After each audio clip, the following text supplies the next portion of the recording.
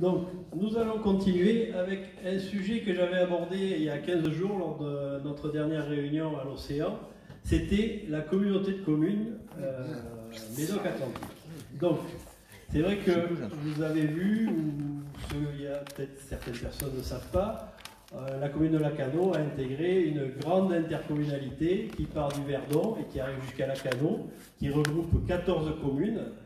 Et ça a été un mariage qui a été fait sur ordre de l'État. C'est la loi NOTRe. La loi NOTRe date au journal officiel du 8 août 2015. Et pour la commune de Lacanau, les délibérations ont été prises en 2016. Donc, cette loi NOTRe impose des compétences obligatoires communes. Et je ne vais pas toutes vous les lister, puisque c'est... alors, il n'y a pas beaucoup de compétences obligatoires, mais vous verrez après... Il y a pas mal de compétences mutualisées ou facultatives, mais on va revenir sur les compétences obligatoires et notamment sur deux. Il y en a deux qui sont très importantes. Il y a GEMAPI, la gestion des milieux aquatiques et prévention des inondations. Donc ça, sous ce terme-là, se cache une taxe qui va coûter à peu près 14 ou 15 euros par habitant au foyer. Cette taxe, elle va servir à quoi? Elle va servir à restaurer les digues estuariennes, parce qu'il ne faut pas oublier que quand on part du Verdon, en passant par Thalès, Saint-Vivien, Naujac, alors Naujac il n'y a pas trop de digues, mais Port-de-Goulet et toutes ces petites communes, il y a beaucoup de digues. Et les services de l'État, le département, se sont désengagés de l'entretien de ces digues, et ils l'ont rendu aux communes et aux intercommunalités. Donc il a fallu pallier à ça. Et en même temps, de l'autre côté sable, nous avons l'érosion sableuse. Et là, on a aussi un gros souci. Et cette taxe GEMAPI doit être utilisée à ces fins-là. Aujourd'hui, on se rend compte quoi? C'est qu'à Lacanau, on va tous payer la taxe GEMAPI, et que malgré ça, le maire sortant embauche des gens pour travailler sur l'érosion. Donc déjà, on se pose la question du pourquoi. Quand on regarde pourquoi ces gens-là sont embauchés, on comprend. C'est-à-dire qu'ils sont embauchés pour faire de la communication essentiellement. Et donc, il ne faut pas oublier qu'il y a une compétence qui est obligatoire. Ensuite, la deuxième compétence sur laquelle je veux m'arrêter, c'est les ordures ménagères. Aujourd'hui, nous dépendons d'un syndicat, le SMIC-Automne. Pareil, donc le SMIC-Automne, c'est 56 communes. Sur ces 56 communes, Lacanau est représenté à une voix comme toutes les communes. Donc il y a un syndicat, un méga syndicat qui se réunit sous la houlette d'un directeur qui fait des propositions et donc qui sont validées. Et qu'est-ce que l'on s'aperçoit? On s'aperçoit qu'on a perdu la collecte du verre en porte-à-porte. Alors, pour certains, on dit, bon, c'est pas grave, on va aller au container à verre du coin, ça nous fera une balade, mais mettez-vous à la place de tous les citoyens, de tout le syndicat, il y a des personnes qui ne peuvent pas. Alors on entend dire aussi, on va mutualiser, alors, le voisin sympa, il va aller amener les verres de son voisin qui ne peut pas se déplacer. Mais ce n'est pas une solution. Alors, ce que l'on veut faire, c'est que si, quand on va arriver aux affaires, c'est que ce syndicat, c'est une voix pour une voix. On va essayer de voir ce qu'on peut modifier dans le fonctionnement du syndicat. Alors, on ne va pas modifier dans les grandes profondeurs un syndicat aussi énorme que ce syndicat-là. Mais si, au lieu que Lacanau pèse une voix contre une voix pour Thalès, si on peut peser 2 voix ou 3 voix contre une voix pour Thalès, ça peut aussi nous amener d'autres décisions. C'est-à-dire qu'à un moment donné, on peut s'opposer à des décisions telles que le verre en porte-à-porte, la collecte du verre en porte-à-porte, ou pour d'autres décisions. Aujourd'hui, vous voyez très bien que la collecte des ordures ménagères est un problème, c'est problématique, ce qui fait que, comme on ne le fait plus en porte-à-porte, de plus en plus, on a des bouteilles qui partent dans les ordures ménagères, et ce qu'il ne faut pas oublier, c'est que Naujac, c'est un site où on enfouit les déchets, mais que ce n'est pas extensible. Le jour où il n'y a plus Naujac, comment on fait?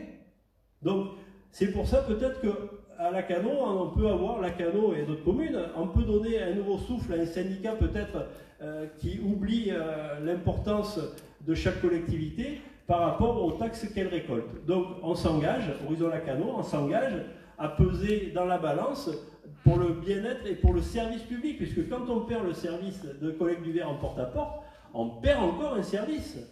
Donc quand Laurent Perronnet est arrivé aux affaires, on a perdu le service des bennes de déchets verts. Alors toujours pareil, il y en a qui voulaient, d'autres qui ne voulaient pas, mais c'est un service encore une fois qu'on a perdu. Mais on n'a pas gagné d'autres services en contrepartie. Là on perd, de la part d'un syndicat, on perd le service de la collecte du verre en porte-à-porte. Et après, qu'allons-nous perdre? Donc c'est pour ça que par rapport à ces deux compétences qui sont relativement importantes, et qui sont très importantes même, on sera vigilant et on fera le nécessaire pour vraiment être représenté de la meilleure manière.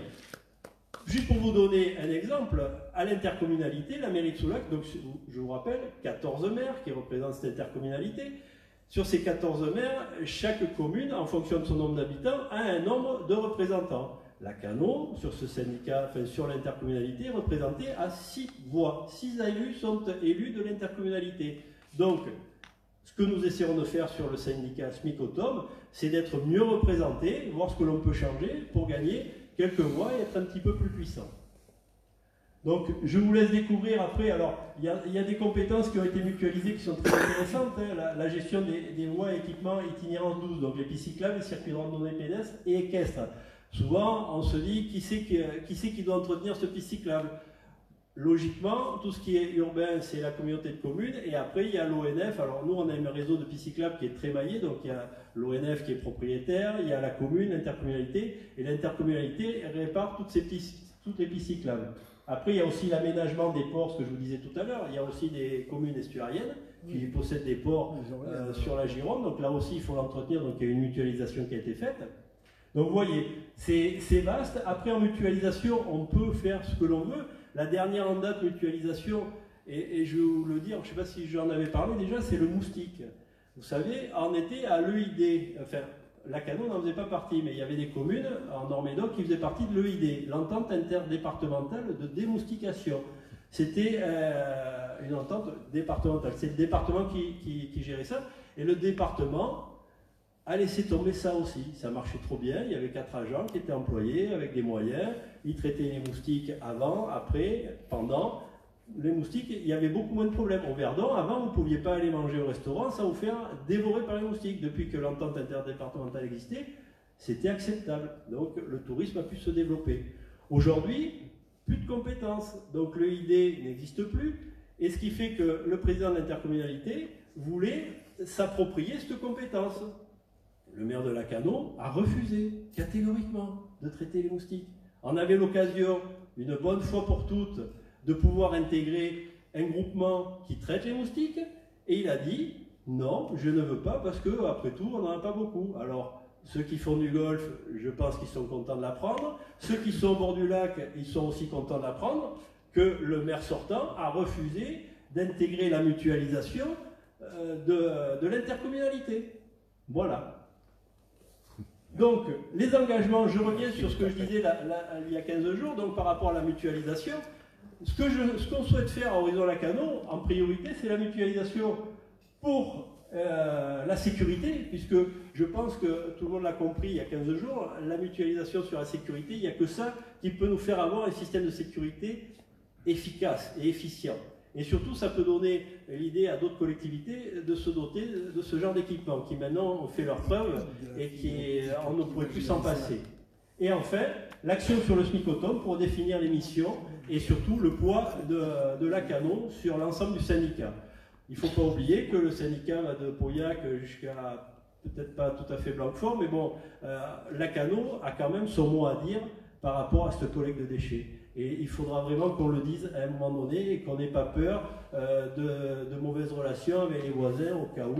Il faut s'affirmer parce que sinon nous allons perdre beaucoup de choses. Et si on ne le tente pas, on ne pourra pas dire on a essayé. Voilà, c'est ce que je reproche aujourd'hui. Sans transition, nous allons parler de chiffres. Les chiffres, alors ça fait maintenant un petit moment que je vois passer que nous avons un programme pharaonique. Le programme pharaonique, vous pourrez l'apprécier tout